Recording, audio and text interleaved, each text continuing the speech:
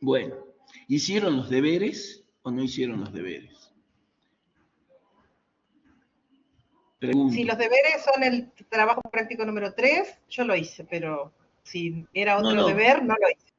No, no, era que leamos un poquito lo que es la jurisdicción, porque el código nos da una parte de lo que es la jurisdicción, da las fuentes de jurisdicción, y después nos hablan del foro de necesidad, para que nosotros lo vamos a aplicar, de las medidas previsionales y cautelares, y también habla de lo que es litispendencia y los acuerdos de elección de foro.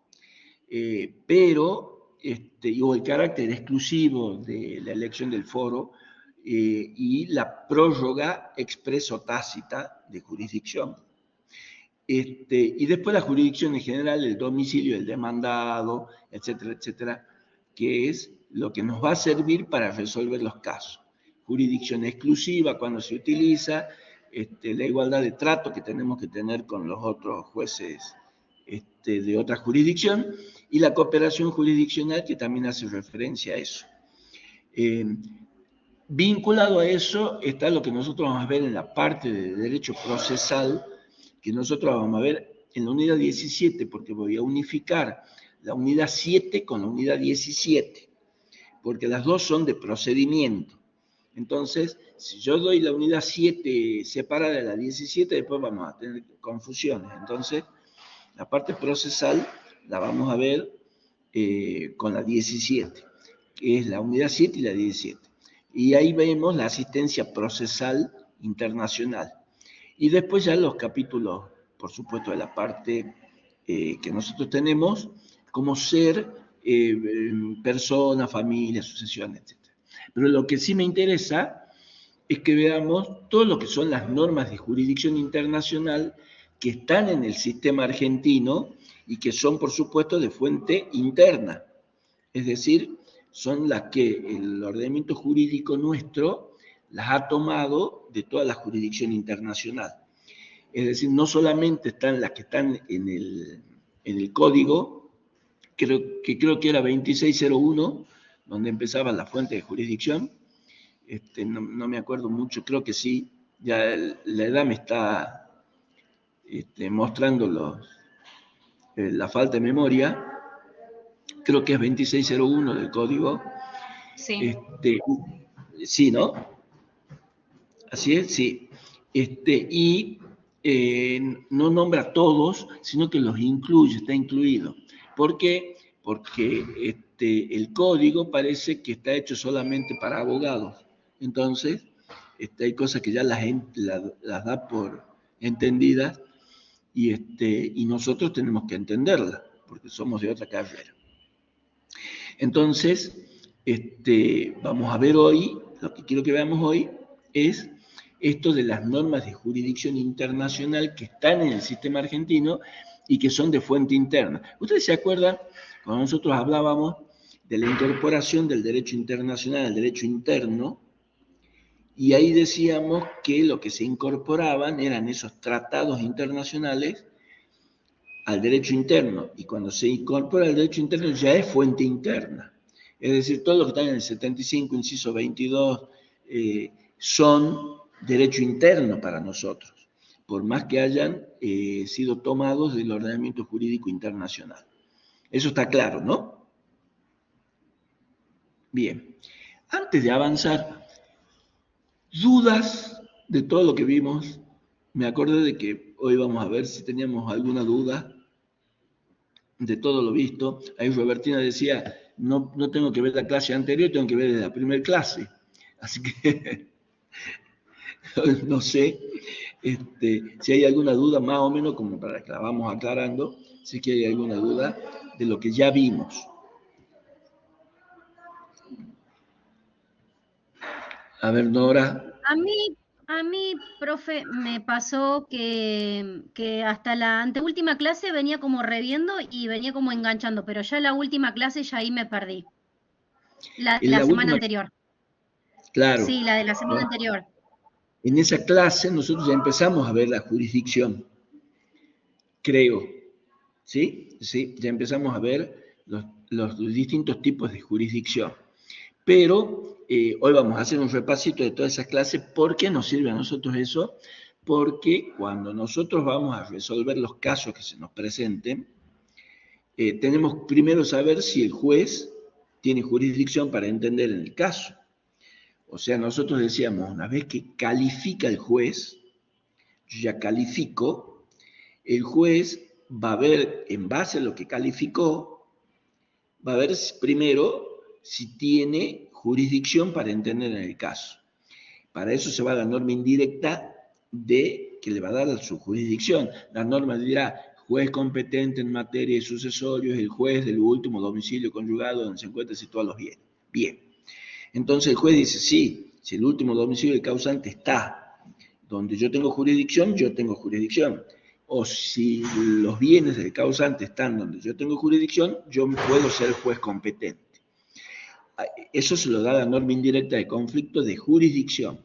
Pero si el juez se considera competente, va a ir a indagar cuál es la norma indirecta de conflicto que va a tener que aplicar.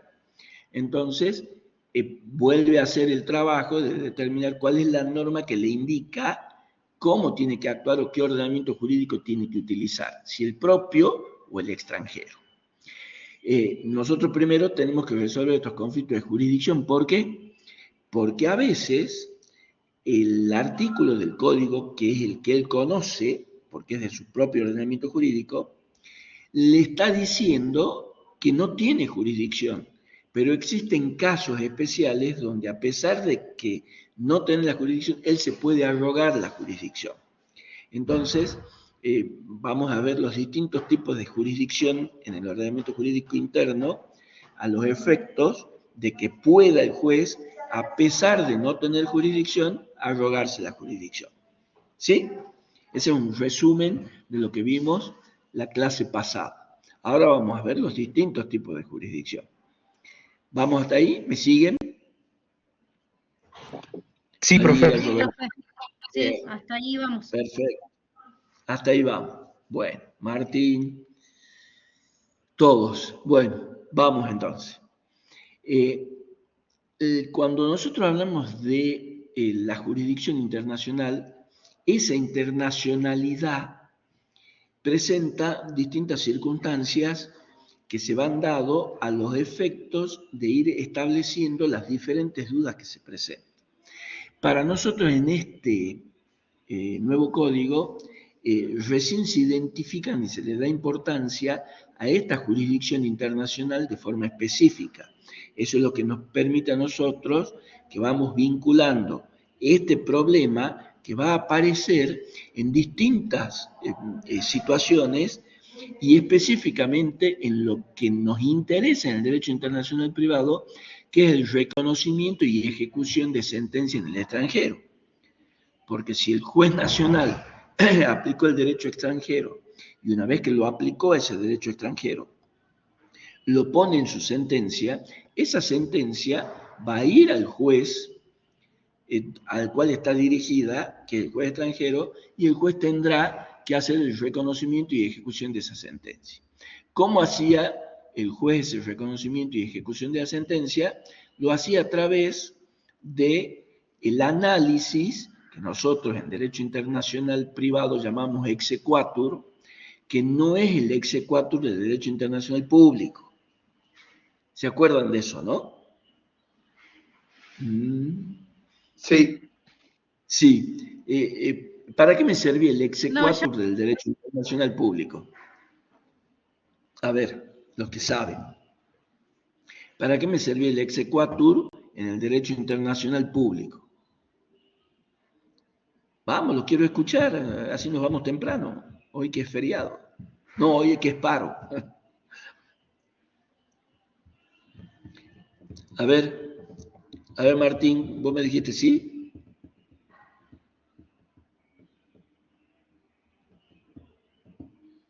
¿No? Vamos. Díganme no, por lo menos. Para la ejecución, pero hasta ahí llego. Bien. En el exequatur del derecho internacional público eran la presentación de los plenos poderes o el placer a los efectos de dar conocimiento al Estado requerido del Estado requirente. Presentaba eso y decía, sí, usted es el ministro de Relaciones Exteriores, usted es el enviado por el Poder Ejecutivo. Eso era una documentación que acreditaba que el representante del Estado era quien tenía que representar. No había problema con eso. Ahora, el exequatur en el derecho internacional privado es el estudio de esa sentencia que le llega al juez extranjero dictada por otro juez, que es el que solucionó en principio el caso. Entonces, ese exequatur consta de 3 partes. Consta de lo sustancial, lo formal y lo procesal. Lo formal es que tenga todas las formalidades de cualquier documento, porque la sentencia es un documento más.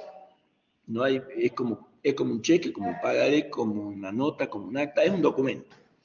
Entonces, ese documento tiene que tener la formalidad. La formalidad de la sentencia es que tenga la firma del juez, del secretario, los sellos, la fecha, ¿sí?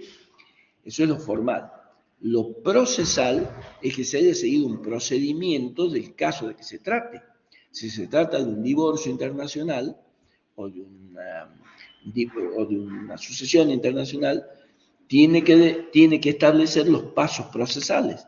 Si se hizo la demanda, si se contestó la demanda, quién tenía que contestarla, si se cumplieron los plazos, si en el periodo de prueba se presentaron las pruebas y especialmente si se notificó a las otras partes. Y en lo sustancial es que si yo estoy hablando de un divorcio, la sentencia diga o sea respectiva al divorcio. Si estoy hablando de un concurso, del concurso. Si estoy hablando de familia, de familia. Eso llega al juez extranjero y soluciona. Entonces, si el juez que dictó esa sentencia, primero, no tiene jurisdicción o no se rogó la jurisdicción de forma legal como tendría que hacerlo, esa sentencia no va a ser válida, nunca va a ser reconocida en el extranjero. Ni el reconocimiento y menos la ejecución. Y por otro lado, tiene que haber cumplido los requisitos de la aplicación del derecho extranjero que nosotros ya vimos. ¿Cuáles eran los requisitos de la aplicación del derecho extranjero? Preguntota.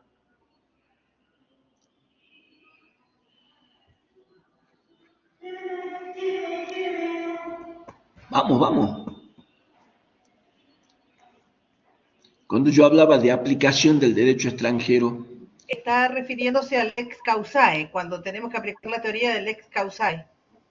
Sí, porque es el derecho extranjero. ¿Y qué tenía que hacer el juez respecto del derecho extranjero cuando lo encontraba?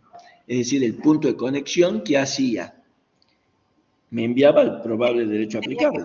Lo envía, tenía que enviarlo al ordenamiento jurídico que era el posible derecho aplicable. Claro, y ahí buscaba la conexión nominativa. Una vez que encontraba la conexión nominativa, aplicaba la teoría del uso jurídico. Es decir, se ponía en lugar del juez extranjero y actuaba como lo haría el juez extranjero a los efectos de dictar sentencia con el ordenamiento jurídico extranjero. Entonces, esa sentencia podía ser reconocida en el extranjero y no solamente reconocida, sino ejecutable en el caso de que sea necesaria la ejecución. Entonces, eso es lo que nos permitía a nosotros tener una conceptualización exacta de la jurisdicción. Por eso, en términos generales, la jurisdicción es el poder que tienen los jueces y los tribunales de cualquier estado para conocer y decidir sobre un caso de derecho internacional privado. ¿Sí? ¿Está claro eso? ¿Eso lo puede volver a repetir, profe? Perdón. Sí. Primero tenemos que saber qué es jurisdicción. Entonces, ¿esa parte me decís, Martín, o lo anterior? Lo anterior, usted viene haciendo la lógica de que el juez toma a través del punto de conexión el probable ordenamiento jurídico aplicable al caso, ¿sí? Entonces hace digamos, aplica la teoría del uso jurídico. Y ahí sí, Sí. ya patiné, digamos. Bueno, entonces, como el juez está obligado por nuestro ordenamiento jurídico a ponerse en el lugar del juez extranjero y actuar como lo haría el juez extranjero, es decir, es la teoría de Goldmich, la teoría del uso jurídico, que ahora fue incorporada al código, entonces el juez argentino toma el derecho extranjero, lo toma en su totalidad, teoría de la referencia máxima. ¿Se acuerdan? Era no solamente consulto el derecho interno privado extranjero, sino el derecho internacional privado extranjero. Consulto ambos, me pongo en lugar del juez extranjero y de esa forma que era de resolver el caso como si fuera el juez extranjero. ¿Qué permitía eso?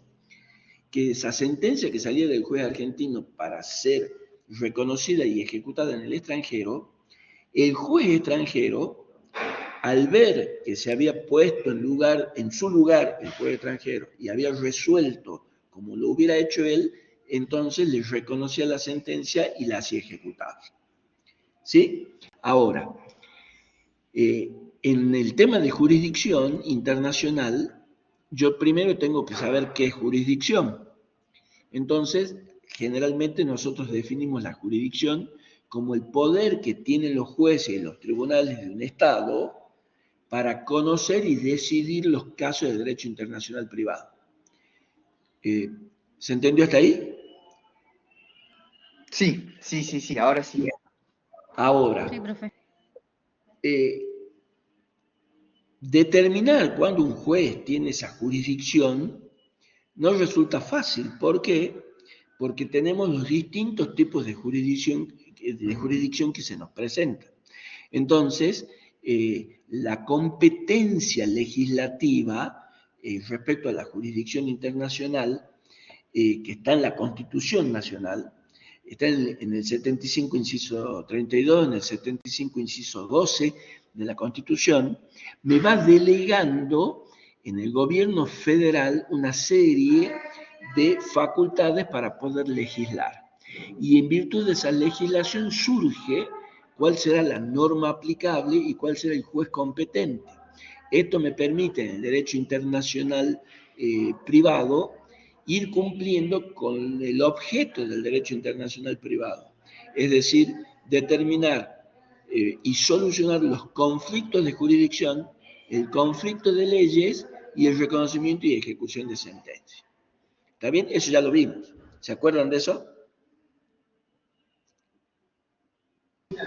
Sí, profe, ¿podría repetir los artículos, por favor?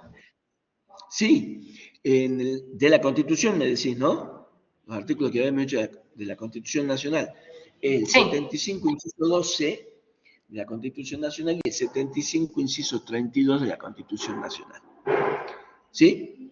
En el 75, inciso 22, se incorporaron el ordenamiento jurídico extranjero con los que nosotros llamamos esos tratados que tienen raigambre constitucional. Pero ustedes se acuerdan, eso ya lo vimos, que somos monistas internacionalistas moderados. Por lo tanto, la Constitución está primero de todos los otros tratados que se incorporaron. Bien, los del 75, inciso 22 estarán por encima de los tratados normales y los tratados normales por encima de las leyes. Bien, ahora, vamos a los foros de jurisdicción internacional. Existen distintos foros de jurisdicción internacional y vamos a ir analizando uno por uno. Los foros razonables y exorbitantes. El foro, muchos el mismo nombre lo está indicando. El foro razonable es cuando el caso que yo tengo que regular presenta una vinculación suficiente con el Estado al que el juez va a ejercer dentro de los tribunales su competencia y se le atribuye la jurisdicción para juzgar ese caso. ¿Sí? Contrario a ello están los foros exorbitantes. Son aquellos foros donde extremadamente la doctrina establece que no existen foros exorbitantes dentro del ordenamiento argentino porque los tribunales suelen no asumir una jurisdicción si no existe esa conexión estrecha. Es decir, yo puedo tener una conexión estrecha y entonces el foro va a ser razonable, pero no me puedo tomar un foro exorbitante si no tengo ningún tipo de conexión, salvo que se den algunos foros razonables como el domicilio del demandado, el domicilio o el foro de la autonomía de la voluntad de las partes o el del lugar de cumplimiento del contrato. Entonces, esos foros razonables pueden darse a los efectos de que el juez, en virtud de que el ordenamiento jurídico propio, la lex fori, no le da jurisdicción, ellos pueden tener jurisdicción. Pero como son razonables, en los casos que nosotros dijimos recién, en estos casos el mismo ordenamiento jurídico le da la jurisdicción. No necesita de la exorbitancia. Por eso la mayoría de los autores dicen en el ordenamiento jurídico argentino no hay foro exorbitante. Sin embargo, nosotros vamos a ver que en alguna situación se toman, se arrogan el derecho de jurisdicción con lo que serían exorbitantes. ¿Estamos bien hasta ahí? Bien. Sí, profe. Otro tipo de foros son los foros generales y especiales. Los foros generales son en todo aquello donde se adopta un criterio donde me permite establecer la jurisdicción del juez argentino, en este caso, con un elemento que aparece presente en todos los casos. Es decir, independiente de cuál sea el objeto de que se trate. Por ejemplo, el foro del domicilio del demandado. Entonces, se le atribuye jurisdicción al juez del estado donde el demandado tiene su domicilio. ¿Por qué decimos nosotros foros generales? Porque generalmente se utiliza ese foro, el del domicilio, que no me va a presentar inconvenientes porque yo voy a ir a donde yo presenté la denuncia, pero a lo mejor me conviene presentar la demanda a donde el demandado tiene su domicilio, a los efectos de la notificación y a los efectos del proceso. ¿Qué pasaba? Bueno, nosotros esto ya lo vimos cuando veíamos los puntos de conexión. ¿Se acuerdan de la clasificación de los puntos de conexión? Por eso estamos vinculando las 6 primeras unidades con todo lo que vamos a ver ahora. ¿Se acuerdan de la clasificación de los puntos de conexión? Ahí Jorge dice que sí. A ver. No, lo que me acuerdo, no sé si será esto, pero del envío, el reenvío de primer, segundo grado. No, eso es aplicación del derecho extranjero cuando el punto de conexión no es igual del derecho originario al donde me envió la norma. Entonces, ahí es reenvío. No, cuando nosotros hablamos de los distintos puntos de conexión, nosotros los clasificábamos. Decíamos que podían ser personales, reales o voluntarios conductistas, y en ese caso me coincidían con los elementos de la relación privatista internacional. Pero también pueden ser de otra categoría esos puntos de conexión. Y tenemos los puntos de conexión, por ejemplo, alternativos. El punto de conexión, ¿cuándo el punto de conexión era alternativo? La misma palabra lo dice. Cuando te daba en la propia norma, o sea, en la propia estructura de la norma, en la consecuencia jurídica te pone generalmente con la juxtaposición o, que puede ser, por ejemplo, el último domicilio del demandante o, bueno, no se me va a ocurrir otra cosa, pero esa o es lo que hace que sea alternativo, digamos, el punto de conexión. Claro. O el lugar de deceso. Claro, perfecto. Entonces, cuando yo tengo, es más fácil descubrirlo porque tengo la partícula disyuntiva o. Entonces, me da la alternativa a que yo pueda de esa forma elegir cuál es el punto de conexión que me conviene. Lo elijo. Eso es lo que me diferenciaba también del fraude a la ley del forum shopping. Es decir, yo tengo la facultad de elegir. Entonces, no caigo en un fraude a la ley porque el ordenamiento jurídico me está permitiendo ir a otro punto de conexión, al que más me convenga. ¿Sí?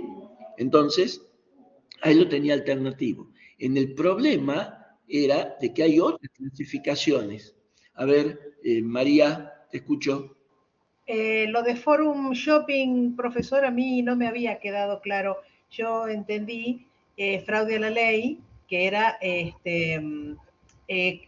alterar algún dato que haga a una modificación en el ordenamiento jurídico a aplicar, digamos que se hace lícitamente, pero con intención maliciosa. Eso entendí del fraude a la ley, pero del forum shopping entendí que también, al igual que el fraude a la ley, es algo que se modifica para beneficio, pero parecería como que no hay intención maliciosa. No lo entendí. Claro, exacto. Ahora lo explicamos. Cuando yo aplico el forum shopping, es porque el ordenamiento jurídico me permite a mí modificar el punto de conexión. Entonces, mientras que en el fraude de la ley no me permite modificar el punto de conexión. Entonces, primero definamos bien, está muy bien lo que vos dijiste, nada más que lo mezclaste un poquito. Entonces, lo vamos a sintetizar. Entonces, cuando yo hablo del fraude a la ley, digo que se modifica el punto de conexión de forma lícita, pero con la intención maliciosa de acogerme a un ordenamiento jurídico que me es más favorable. ¿Sí? Bien. Vos dijiste eso. Casi digo, se modifican los hechos, y ahí eso es un error gravísimo, porque ¿cómo voy a modificar los hechos? Primero es un error grave, y también es un error grave decir se modifican los datos, porque no se modifican los datos, se modifica el punto de conexión. El punto de conexión domicilio, por ejemplo. Yo modifico mi domicilio para acogerme un ordenamiento jurídico que me es más favorable al domicilio original que yo tenía. Entonces modifico el punto de conexión, me voy al exterior. ¿Para qué? Para que me permita el ordenamiento jurídico extranjero resolver mi cuestión que no me la puede resolver el ordenamiento jurídico propio. Entonces, era el caso típico de, en mi lugar de origen no existe el matrimonio igualitario. Entonces me voy a otro lugar, a otro estado, donde me permita casarme con una persona del mismo sexo, me caso y vuelvo de nuevo casado a mi ordenamiento, a mi país. El ordenamiento jurídico de mi país no me da la alternativa de modificar el domicilio para yo casarme. ¿Por qué? Porque no está acreditado el matrimonio igualitario. Entonces yo me fui al extranjero para poder contraer matrimonio y volví. Entonces, yo cometí fraude a la ley porque mi ordenamiento jurídico me da un solo punto de conexión, lugar de celebración del matrimonio.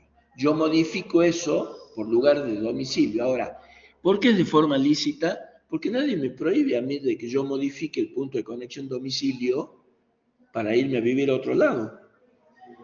No está prohibido que yo me vaya a vivir a otro lado, pero yo lo hice con la intención maliciosa. ¿Cómo descubría yo la intención maliciosa? ¿Se acuerda? Porque es una intención.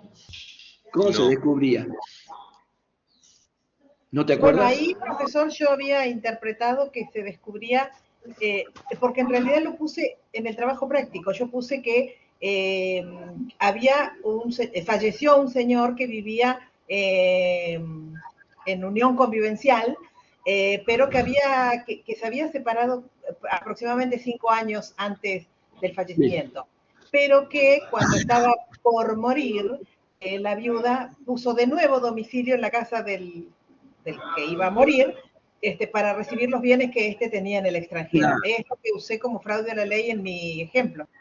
Claro, porque no le permitían, o sea, le permitían modificar el punto de conexión, pero lo hizo con la intención maliciosa de acogerse al ordenamiento jurídico de ese lugar y no al que a él le correspondía. Entonces, ¿cómo lo descubría yo a esa intención maliciosa? Con la contracción temporal y la expansión espacial. Es decir, Por salir... la... A Y ver. la expansión espacial. Claro, contracción temporal y expansión espacial. En un corto tiempo yo me fui, modifiqué el punto de conexión, salí de mi espacio, me fui a otro espacio y luego volví en un corto tiempo. ¿Para qué? Para que me lo reconozcan. Y no me lo reconocen porque cometí fraude a la ley. La diferencia con el Forum Shopping es que yo no tengo un solo punto de conexión, tengo 2 o más puntos de conexión. Entonces, la modificación del punto de conexión de forma lícita para acoger un ordenamiento más beneficioso está autorizado por el ordenamiento jurídico. Entonces, ¿por qué? Porque tengo 2 puntos de conexión por lo menos. Va a ser lo mismo el sucesorio que lo haga el juez del último domicilio del causante como que lo haga el juez de donde se encuentran situados los bienes. A lo mejor yo modifico el punto de conexión domicilio porque me voy al juez donde están los bienes para que directamente me los den al bien y no ir al juez del domicilio, el último domicilio del causante, porque él va a tener que hacer todo este procedimiento de jurisdicción que nosotros deseamos para que yo después tenga que ir al juez donde están los bienes y que me reconozca la sentencia del otro juez. ¿Se entendió? Sí, Bien. profe. Ahí quedó Sí, clara la profesor. diferencia entre la ley y el Forum Shop. ¿Sí? Bueno, entonces, ahora. Bien, perfecto. Ahora, nosotros estábamos hablando de esta jurisdicción de los foros generales. Ahora, están los foros especiales. Por el contrario del foro general, los foros especiales son los que se establecen teniendo en cuenta la materia, las específicas características de la cuestión que se ha sido regulada a los efectos de que yo obtenga la sentencia. Entonces, estos foros me atribuyen competencia para determinar determinadas demandas, pero en razón del objeto específico y material del litigio. Entonces, esa vinculación con los foros a mí me permite que por regla estos foros son concurrentes, es decir, que estos foros que se extienden a los demás estados, con los cuales en los casos de derecho internacional privado yo tengo una vinculación, porque son foros especiales. Entonces, un foro especial en el sistema argentino, el del lugar de cumplimiento de la ejecución de los contratos. ¿Sí? ¿Se entendió? Es específico para esa materia. ¿Sí, Robertina? Perdón, me agarró justo ataque de alergia. Pero, profe, estaba mirando, en el módulo no Sí. está esto. ¿Falta otra parte del módulo? No. En el módulo está hasta la unidad 6. Ah, por eso, porque estaba buscando y no me aparecían los foros como para ir Claro. leyendo y tener más la No. información. En el módulo está hasta la unidad 6. Después tenemos que ir a la bibliografía. Lo que sí está en el módulo es en el anexo, la unidad 7 a la 19, están los tratados y las convenciones que tratan sobre estos temas. ¿Sí? Sí. ¿Para qué? ¿Por qué no desarrollé yo la unidad 7 a 19?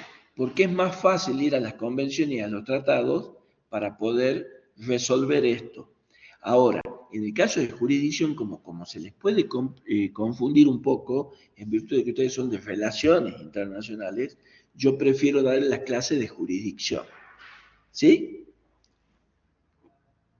Sí, profesor. ¿Se entendió? Bien, pero no lo vas a encontrar en el módulo. El módulo, como es meramente orientativo, sí está especificada las 6 primeras unidades que sí tengo que saber sí o sí. Lo otro ya voy a la bibliografía que se estableció y que está en el programa. Sí, y en las clases. Yo trato de reducir las clases para que les sea mucho más fácil. Bien, ¿estamos bien hasta ahí? Sí, profe. ¿Preguntas? Bueno, o después, como dice Robertina, después que lo leo, me surge la pregunta. Sí, está bien, buenísimo. Sí, María. Profesor, yo voy tratando, ¿vio? De armar la bibliografía, de ver más Sí, de lo que escucho en la clase, pero por ejemplo, en la bibliografía que tenemos digitalizada no está fácil encontrar, en este caso, bueno, jurisdicción, en la parte donde Keller dice, eh, a ver, ya le voy a decir que lo estaba leyendo recién, en la página, eh, el artículo 13 del Código Civil, dice Keller, pero del sí, Código, es de Berta Kaller de Ochanqui, libro. sí, ah, Bueno, Kaller, dije Keller, Kaller. Kaller, No, está bien. Lo que pasa es que ese libro tiene la numeración del el Código Civil anterior. claro, por una parte, No, y no por está otra parte, actualizado. ¿eh? No está actualizado ese libro. Claro, claro. Por una parte. Y por otra parte también tomo lo que decía usted que bueno, que tenemos que estudiar Del código. desde el código, muy Sí. bien. Y en el código están enumerados, por ejemplo, Sí, el foro de necesidad, exacto, ahí está. Es lo que yo dije. litispendencia, Fíjate, María, que jurisdicción exclusiva. es lo que yo Perdón. le enumeré al principio de la clase. Al principio de la clase yo les enumeré lo que dice el código. Entonces yo ahora le doy una explicación. Básicamente, claro, sí, sí. Básicamente lo único que quiero preguntar es lo siguiente. Nosotros vamos viendo la clase y vamos siguiendo con el código la enumeración que usted hizo. Luego, Sí. si hace falta ampliar esto, nos vamos a la bibliografía de Kaller. Puede ser la de Cader o cualquier obra de internacional privado. No apuntes, ¿no? Porque andan circulando unos apuntes ahí que no tienen ni corrección, por ejemplo, o la corrección de los profesores, y ahí se pueden equivocar. Hay unos apuntes, hay unos, no sé cómo le llaman, que están dando vuelta, y tienen algunas equivocaciones. Entonces eh, lo mejor es ir al código y a las simples explicaciones que yo le doy para que lo comprendan. Y de ahí directamente a cualquier bibliografía científica, digamos, Wessler, Berta Calle-Orchanqui, Goldmich. Goldmich no habla mucho de jurisdicción, salvo que lo hace cuando habla de lo normológico, lo diquelógico y lo sociológico. En lo diquelógico habla de la jurisprudencia. Entonces, ahí va nombrando, pero yo no les recomiendo mucho a los de Relaciones Internacionales Goldmich, porque Goldmich es muy claro, es muy lindo, pero hay cosas que ya la da por sabida, por los 4 años Que, anteriores, 5 años anteriores, lo que a mí me de derecho. pareció de Goldmich es lo siguiente. Como Goldmich es abogado de Argentina, abogado de otros como 4, creo, Sí, países, sí, da por obvio muchas cuestiones que nosotros no tomamos claro, como, para nosotros no es claro, obvio, por una por parte. eso yo no lo Pero, recomiendo, bueno, pero menos me quedo de... tranquila con lo que me dice. Sí, Sí, voy sí, entendiendo. Con sí, la clase y sí, con no, el... y aparte para eso tenemos las clases semanales, para sacar las dudas que tengan al momento de estudiarlo. Si no me quedó claro esto, ¿cómo puede ser? ¿Sí? Esa es la idea de las clases sincrónicas. Yo dar una clase, pero más o menos ustedes ya tienen leído lo que no entiendan, lo discutimos. Así aprovechamos bien las clases. Cosa de que para el parcial o sobre todo para los finales, yo lo que hago es estarlos preparando a ustedes para el final, no tanto para el parcial, porque el parcial va a ser muy simple para ustedes, pero el final sí, la idea es que se vayan preparando ya para el final. Entonces, ¿por qué? Porque tiene otra trampita del derecho internacional privado. Si yo lo dejo pasar, yo creo que aquí tenemos algunos compañeros que no sé si lo dejaron pasar y pueden aclarar. Si yo lo dejo pasar el tiempo, tengo que ver todo de nuevo. Me olvido, porque es eminentemente práctico. Y al ser eminentemente práctico y técnico, hay cosas que me olvido. Entonces tengo que volverlas a ver. Entonces la idea es que terminemos de cursar y rindamos. Primer turno, segundo turno. ¿Sí? Esa es la idea. Noviembre, diciembre me saco internacional privado o febrero y marzo del año que viene. Bien, depende también las otras obligaciones que tengan ustedes con las otras materias. Pero no dejarlo pasar mucho internacional privado porque es fácil regularizarlo conmigo, pero no tan fácil aprobarlo conmigo. ¿Sí? En el primer llamado, profe, la sacamos. Claro, claro, ahí la tienen fresquita. Claro. Yo por eso estoy mirando los exámenes finales, porque sí. Claro. Pero soy bueno. Sumado que obviamente yo no tengo mucho tiempo. Claro. Bueno, pero yo soy bueno en los exámenes, ustedes vieron. Así que no hay... ¿Se los pueden ver a los exámenes? Claro. Sí, tienen que estar en plataforma, me imagino. A ver, ¿de dónde lo sacás vos, María? Yo lo saco de plataforma, de hecho, tomo nota de absolutamente todas las preguntas que hace el profesor y voy tratando de responderlas, pero justamente las que no puedo responder son las que tengo pensado preguntar acá en las clases. Claro, esa es la idea. Esa es la idea, sacarme las dudas de las que no puedo responder. Yo generalmente... Sí, te escucho. En una de las preguntas del final, yo creía que sabía muy bien lo que era orden público, pero cuando después tuve que acudir al Power, porque como la estudiante no respondió bien, usted le hizo ahí las aclaraciones, así que me fui al Power a repasar orden público. ¿Cuántas clases de orden público conoce? Era la pregunta. Una pregunta simple era, ¿viste? Único y dual era la respuesta.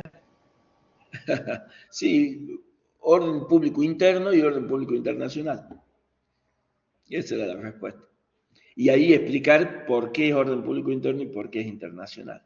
Y eso me lleva a la incorporación del derecho extranjero, al derecho propio. Entonces, para que vean que está todo relacionado. Por eso yo siempre los estoy preparando para cuando vayan al final. Después el final va a ser rápido, fácil. Si seguimos la metodología.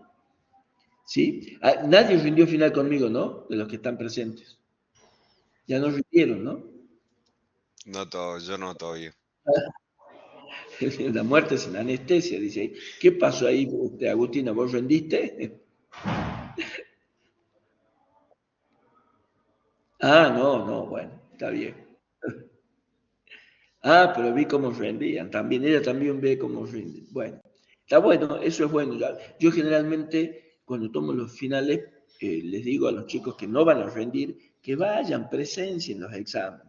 Uno generalmente siempre pregunta lo mismo, pero de otra forma. Entonces parece que son otras cosas, pero las preguntas son siempre lo mismo, ¿no? No es tanto el derecho internacional privado. Bien, sí, seguimos. Entonces, estaban los foros concurrentes y los foros exclusivos. Los concurrentes eran los que se han establecido por el legislador para ciertos supuestos, en los cuales yo admito la posibilidad de que los tribunales extranjeros conozcan sobre la misma jurisdicción, el mismo foro, no la misma jurisdicción, el mismo caso, la misma base, pero de distinta jurisdicción. Esto es lo que nosotros después vamos a ver que se da en lo que se llama la litispendencia. Y de esa forma uno puede ir viendo cómo se avanzan no solamente los jueces propios, sino también los jueces extranjeros en lo que es la aplicación de la jurisdicción. Y en lo que hace eso decíamos nosotros, los concurrentes. Y los exclusivos es donde exclusivamente el ordenamiento jurídico del foro tiene la posibilidad de intervenir. Es decir, nosotros lo tenemos, por ejemplo, cuando habla del sucesorio internacional. Entonces, fíjense que el código dice juez competente, el juez del último domicilio del causante, o punto de conexión alternativo, o donde se encuentran todos los bienes, pero dice que para los bienes argentinos que se encuentran en Argentina, el juez argentino tiene jurisdicción exclusiva. Es decir, solo él podría resolver los casos de jurisdicción argentina. ¿Qué pasaría si el juez extranjero al que le dieron la jurisdicción tiene que resolver respecto de bienes que están en Argentina? Y los resuelve. ¿Cómo los resolvería para que sea válido? Pregunto. Es la preguntita de exámenes también.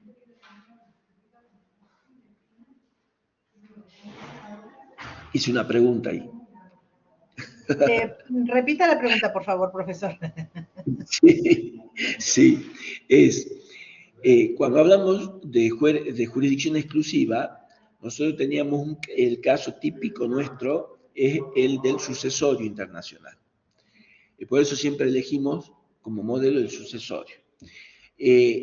Dice juez competente, el juez del último domicilio del causante donde se encuentran situados los bienes.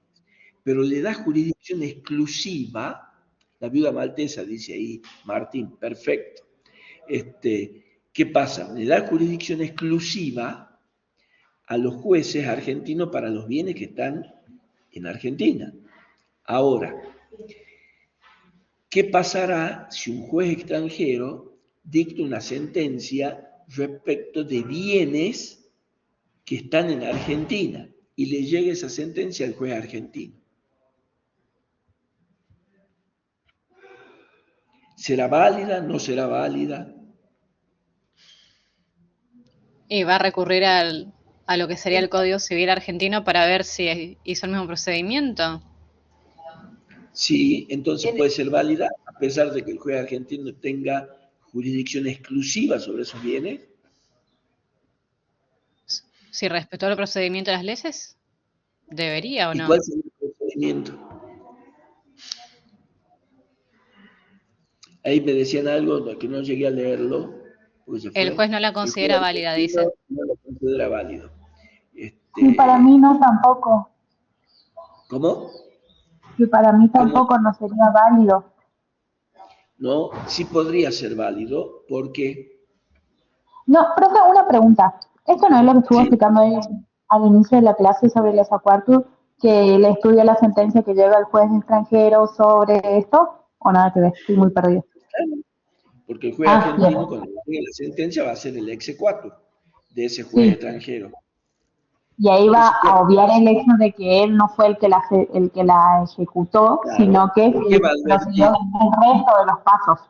O sea que... ¿Pero qué va a decir el juez argentino? Él dice, la sentencia.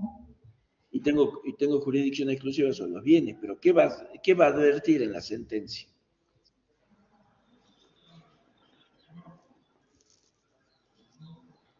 ¿Está bien hecho? El domicilio del fallecido.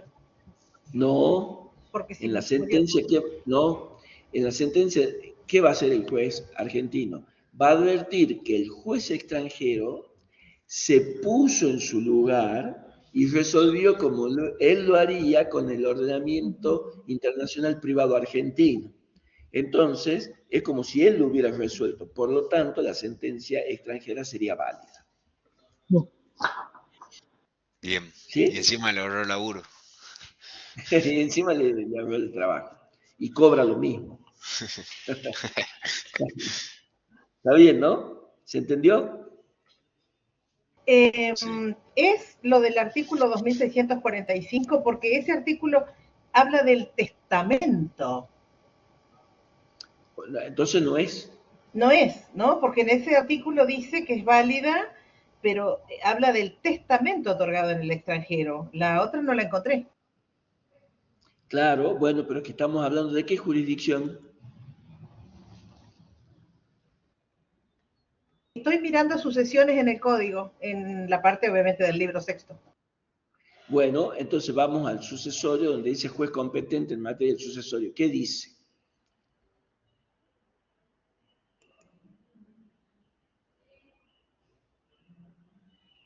¿Qué dice? Artículo 2643, son competentes para entender en la sucesión por causa de muerte los jueces del último domicilio del causante o los del lugar de situación de los bienes inmuebles en el país respecto de estos. ¿Y qué más dice? Ahí ya paso a otro artículo, derecho aplicable. La sucesión por causa de muerte, artículo 2644. Derecho aplicable. La sucesión por causa de muerte se rige por el derecho del domicilio del causante al tiempo de su fallecimiento respecto de los bienes inmuebles situados en el país. Se aplica el derecho argentino. Y ahí, en el 2645, paso al testamento. En 2646, al testamento consular. No, pero ya lo leíste. Léelo de nuevo al anterior. 2644, derecho aplicable. Sí, sí. La sucesión por causa de muerte se rige por el derecho del domicilio del causante al tiempo del fallecimiento. Punto. Respecto de los bienes inmuebles situados en el país, se aplica el derecho argentino. Claro, el juez argentino tiene jurisdicción exclusiva. ¿Sí? ¿Está bien? Uh-huh.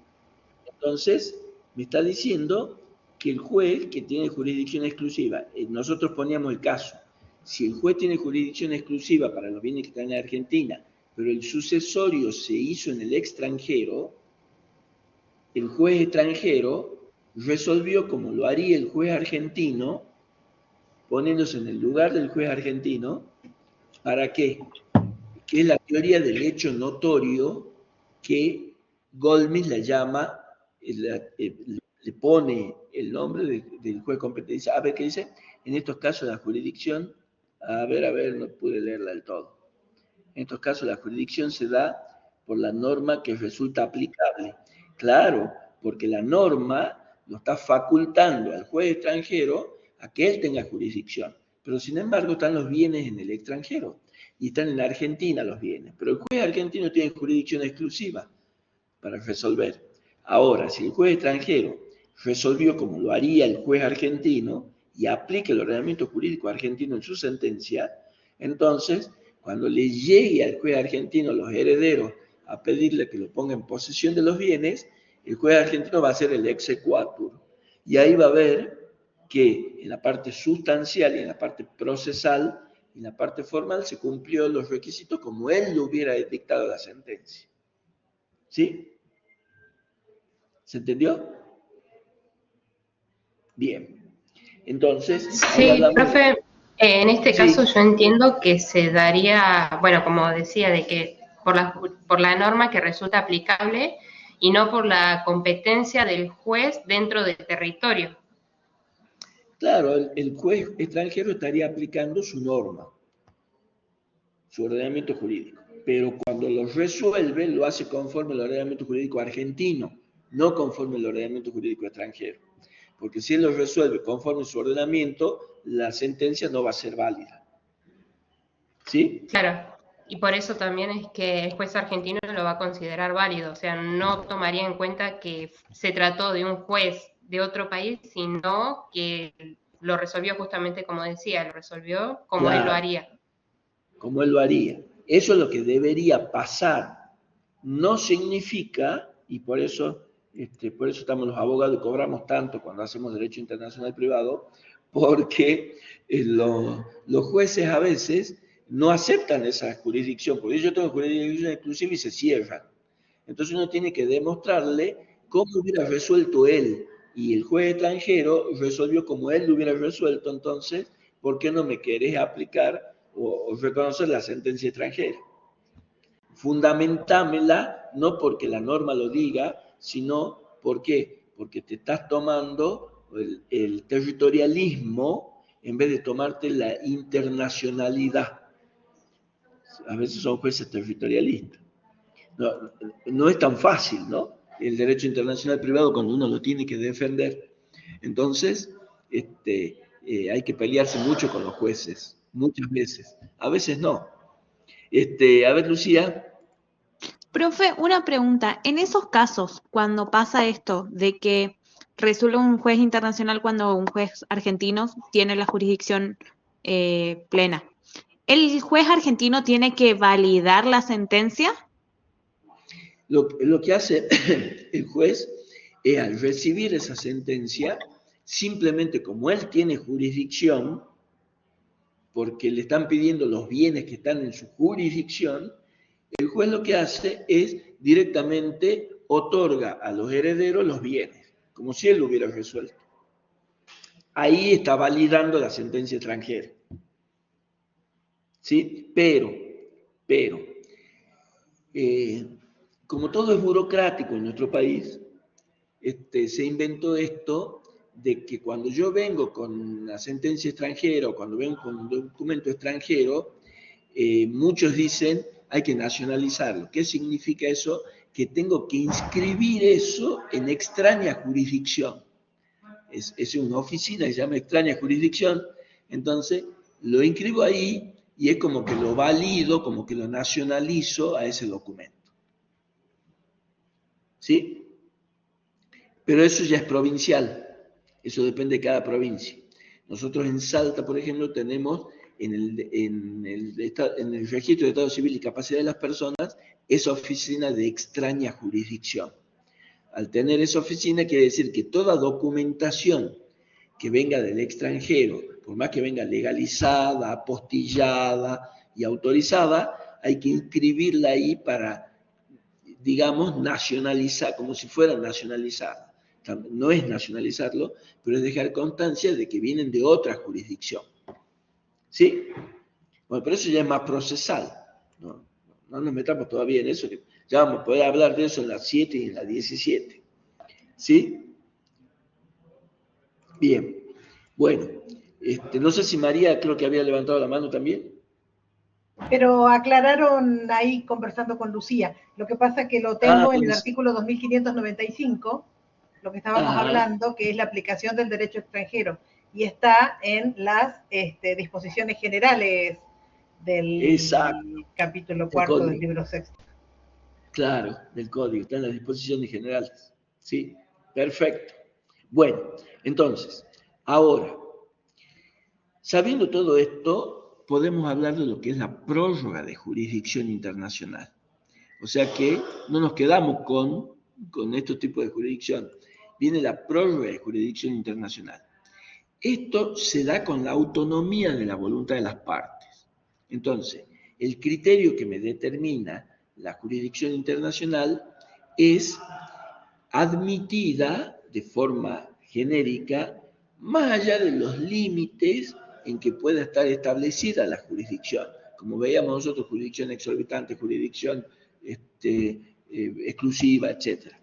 Entonces, en virtud de esta libertad que yo tengo, que tienen las partes, en virtud de un caso ius privatista internacional, pueden determinar el juez y pueden determinar el ordenamiento jurídico que le va a ser aplicable. Esto es lo que nosotros veíamos y catalogábamos como elemento de la relación ius privatista internacional como voluntario o conductista. ¿Se acuerdan?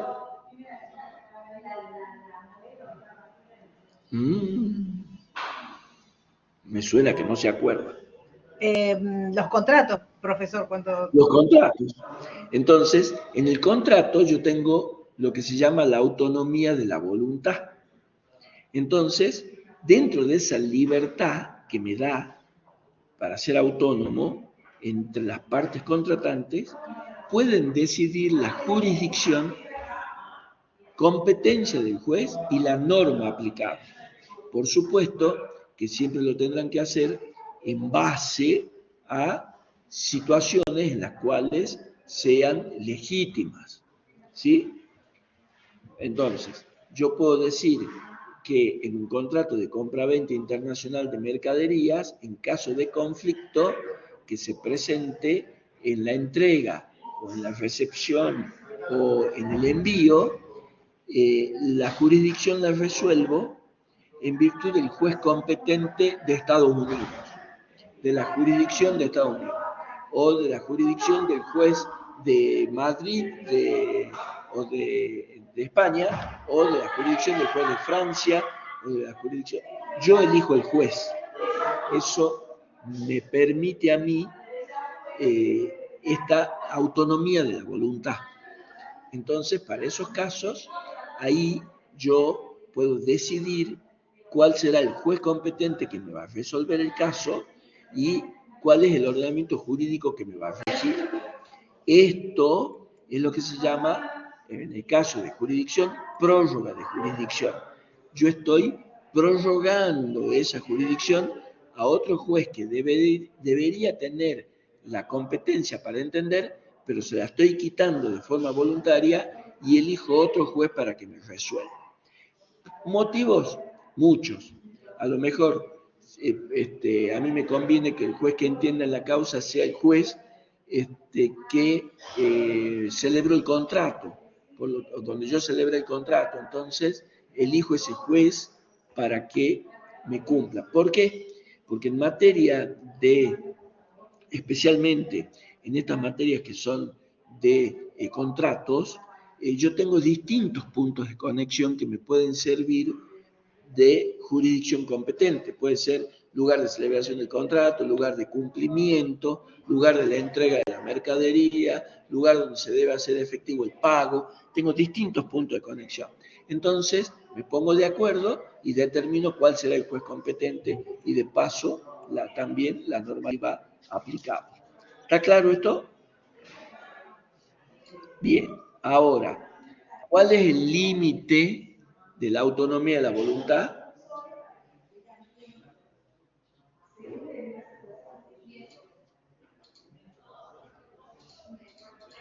Preguntota. ¿No es el propio contrato? No. Dice que este artículo no se aplica a los contratos de consumo. No, eso es otra cosa. Ya vamos a hablar de los contratos de consumo. Pero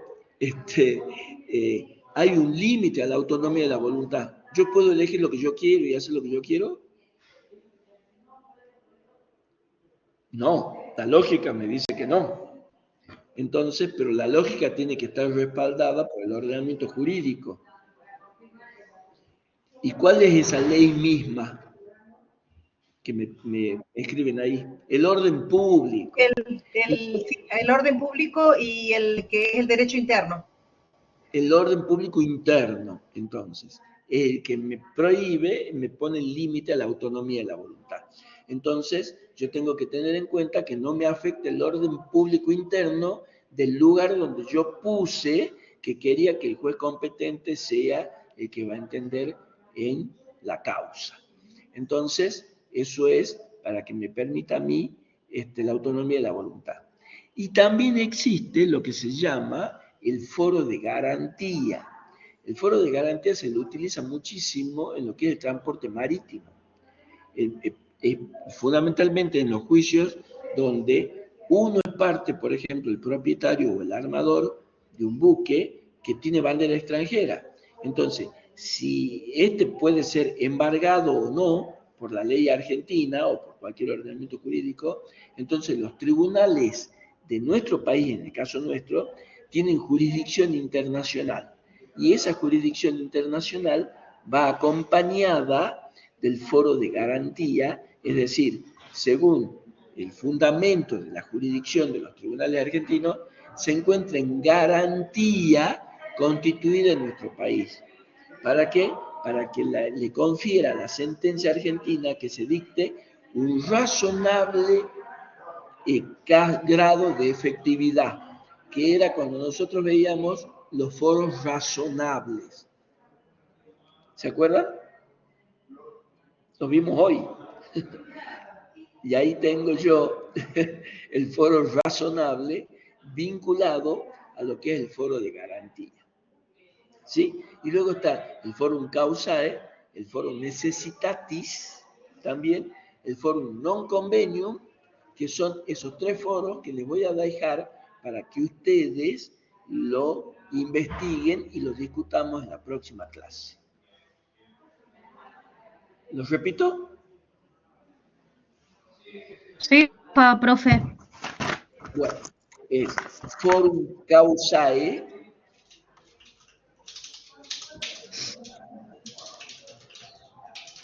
forum necessitatis, tiene doble S, y forum non conveniens.